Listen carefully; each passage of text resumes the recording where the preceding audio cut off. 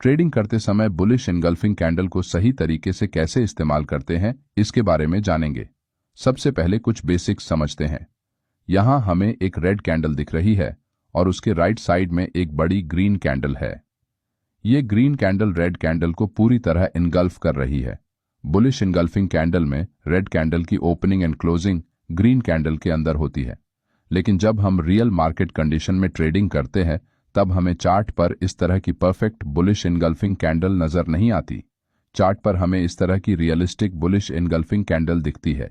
Bullish engulfing candle के बारे में आपको कुछ प्रो टिप्स बताता हूं। Tip number 1, bullish engulfing candle में इनगल्फिंग कैंडल से पहली कैंडल की साइज दूसरे कैंडल से हमेशा छोटी होती है। टिप नंबर 2, ग्रीन कैंडल की बॉडी साइज जितनी बड़ी होगी उतना ही हाई परफॉर्मेंस सेटअप चार्ट पर बनता है। Tip number 3, bullish engulfing candle में कैंडल विक जितनी छोटी होगी वो कैंडल उतनी ही ज्यादा रिलायबल होती है। Tip number 4, trending market condition में मूविंग एवरेज का सपोर्ट लेते हुए हैमर कैंडल के साथ बुलिश एनगल्फिंग कैंडल के बाद की गई ट्रेड एंट्री ज्यादा प्रॉफिटेबल होती है।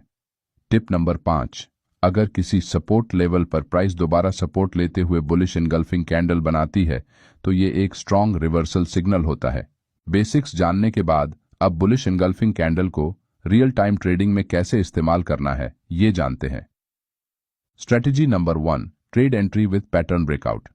इस चार्ट पर प्राइस बेरिश ट्रेंड में मूव करते हुए लोअर हाई का पैटर्न बनाती है, जिससे बॉटम में एक सपोर्ट एरिया बनता है और चार्ट पर एक ट्रायंगल पैटर्न फॉर्म होता है।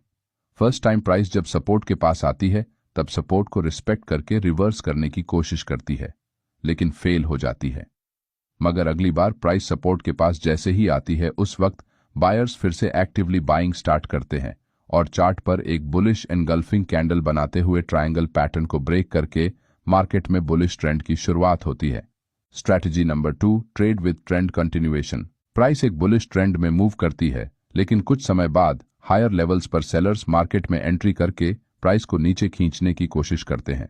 लेकिन प्राइस जैसे ही पिछले डिमांड जोन के पास आती है बायर्स फिर से एक्टिवली बाइंग स्टार्ट करते हैं। इससे चार्ट पर एक बुलिश एनगल्फिंग कैंडल बनती है और मार्केट अपना पुराना अप ट्रेंड कंटिन्यू करता है।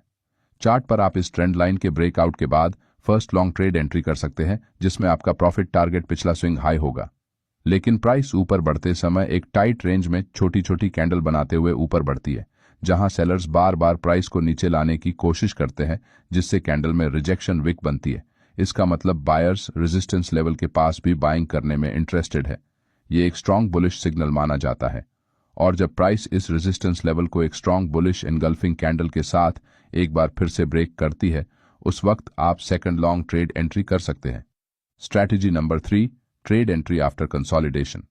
इस चार्ट में प्राइस छोटी रेंज में ट्रेड कर रही है, जिससे चार्ट पर एक कंसोलिडेशन जोन बना हुआ है।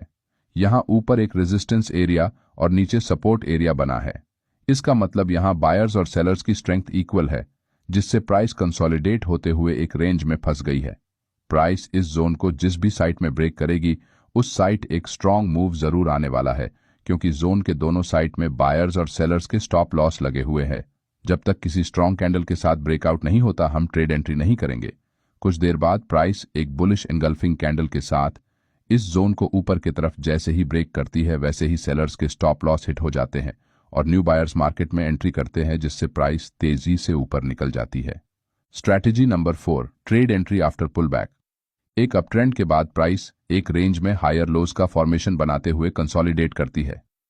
यहां बायर्स प्राइस को बार बार ऊपर ले जाने की कोशिश कर रहे हैं, लेकिन लो बाइंग वॉल्यूम होने से प्राइस धीरे धीरे ऊपर बढ़ती है, जिससे इस प्राइस एक्शन को देखते हुए किसी एक साइट में ट्रेड एंट्री करने का डिसीजन लेना मुश्किल है।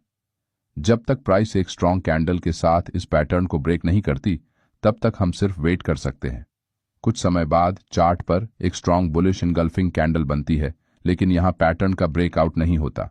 लेकिन कुछ देर बाद ब्रेकआउट के बाद रेजिस्टेंस लाइन के पास पुल बैक लेते हुए चार्ट पर फिर से एक बुलिश एनगल्फिंग कैंडल फॉर्म होती है, जिससे हमें एक क्लियर डायरेक्शन मिलता है। इस कैंडल के क्लोजिंग के बाद हम एक लॉन्ग ट्रेड एंट्री कर सकते हैं। अगर आपको हमारा ये वीडियो अच्छा लगा तो वीडियो को लाइक और चैनल को सब्सक्राइब करना ना भूलें। धन्यवाद।